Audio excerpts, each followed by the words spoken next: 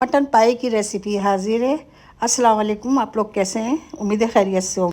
पाए को इस तरह उबाल लिया, उसका सारा पानी फेंक दिया और विनेगर और नमक लगा के अच्छी तरह साफ़ कर लिया। इसके धुले हुए पाए को इतना हम पानी डालेंगे कि हमें बाद में शोरबा भी मिल जाए। इसमें हल्दी पाउडर और दो तीन प्याज, लहसुन, अदरक, साबुत धनिया, सौंफ, ज़ीरा, काली मिर्ची और तेज़पात डाल के उसको पकने के लिए छोड़ दिया।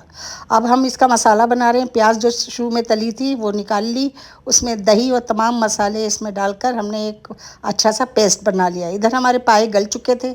हमने थोड़ा सा गरम मसाला डाल के थोड़े से अदरक लहसुन में पायों को भूना और उसके बाद जो पिसा हुआ गरम मसाला था वो सारा इसमें शामिल कर दिया और अच्छी तरह से मसाला भून लिया। और जो हमारे पास यखनी बची थी उसको छान के इसमें डाल दिया। थोड़ा सा इसके अंदर उबाल आ गया तो हमने गरम मसाला पाउडर, धनिया, अदरक, ये सब, हरी मिर्चें कटी हुई ये डाल के इसको अब हम सर्व कर रहे हैं। सर्व में भी ऊपर से हम लेमन रखेंगे और इस तरह से ये पाए का सालन बहुत अच्छा सा तैयार हो जाता है। रेसिपी पसंद आए तो लाइक